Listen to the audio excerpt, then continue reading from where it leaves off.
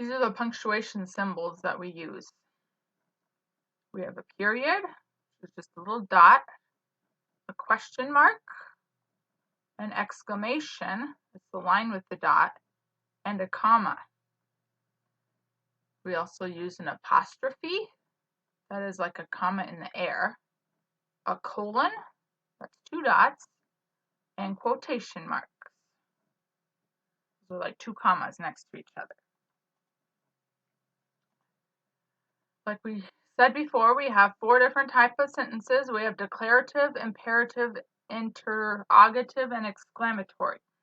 Declarative sentences end in a period. Imperative sentence also ends in a period. Remember, imperative was like a command.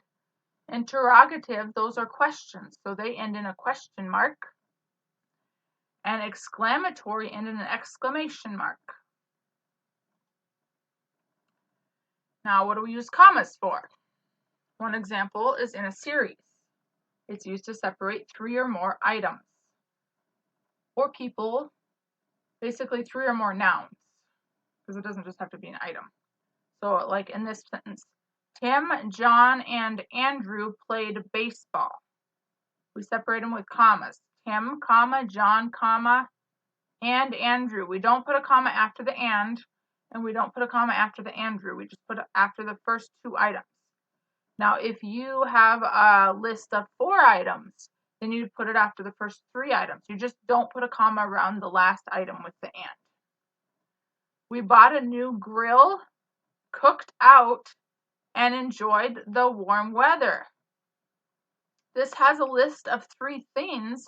They're not all nouns, but it's a list, so you put a comma between them, because cooked out is not a noun. Enjoyed the warm weather is not a noun, but it's a list, so you put commas between them. Those are the things they did.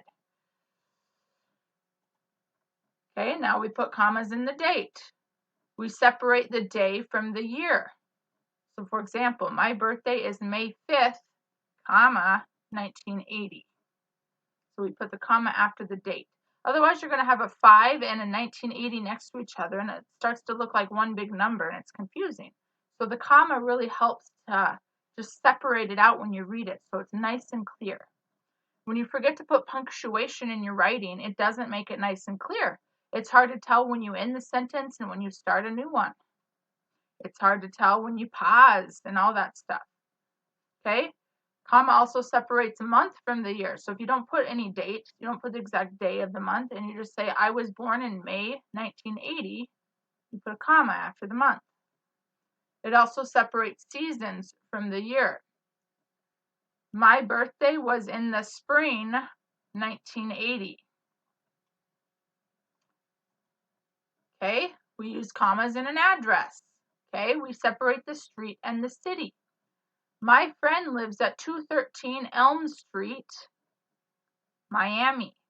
So we put a comma after the street before we say the city. We also separate the city and the state. So if you don't say the exact street, but you still say the city and state, you separate it. My grandparents live in San Francisco, California.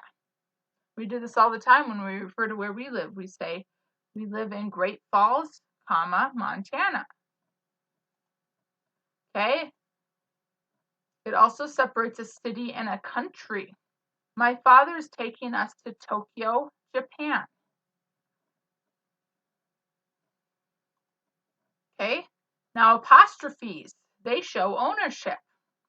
Okay? It shows someone or something owns something. Okay, so we have Anne's room. We put Anne is her name, and then we put apostrophe S on it to say that that's her room. Okay? The lake's beach is sandy, so the lake owns its beach. If you claim ownership in the sentence, you put apostrophe S, even if it's not something you're like, oh yeah, they own it.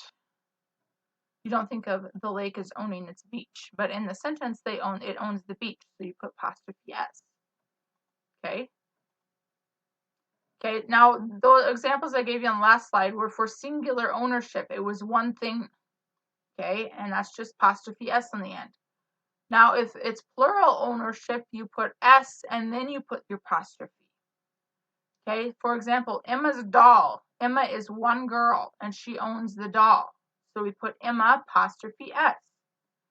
Now, if more than one girl shares this room, you call it the girls' room, and you're referring to more than one girl, so you put S and then you put apostrophe. Okay, same thing here. The children's wagon, it's more than one child. They're sharing the wagon. So you put children's with an apostrophe after the S. Okay, here's some sentences. Our city's trees are tall. You're referring to one city, so you put apostrophe S. The mother's children played at the park. This is more than one mother.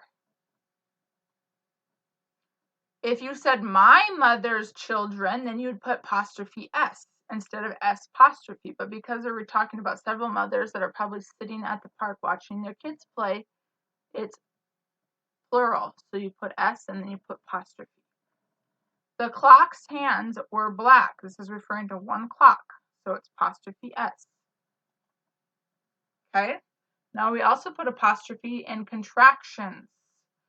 Here's some examples. I will explain it first. A contraction is two words that you turn into one. So you usually drop a vowel and put an apostrophe in it in place of that vowel. Remember, the vowels are A, E, I, O, U. Okay? So in this first one, is not, it stands, we combine it to make isn't. Notice we dropped the O, so we put an apostrophe there. Is not. Are not. Same thing, we drop the O and we make it aren't, and we put an apostrophe.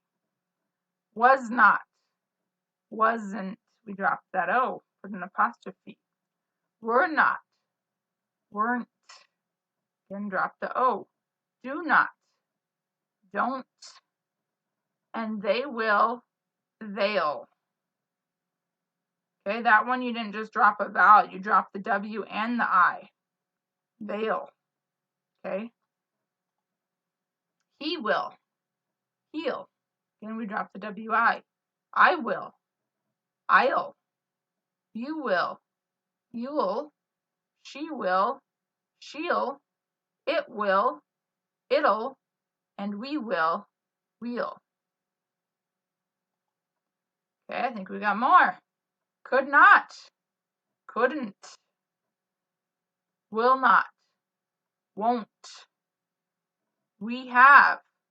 We've. She had. She'd. Let us. Let's. Did not. Didn't. Does not. Doesn't. You have. You've. You are. Your. Now, if it has the apostrophe in it, because there's another type of your,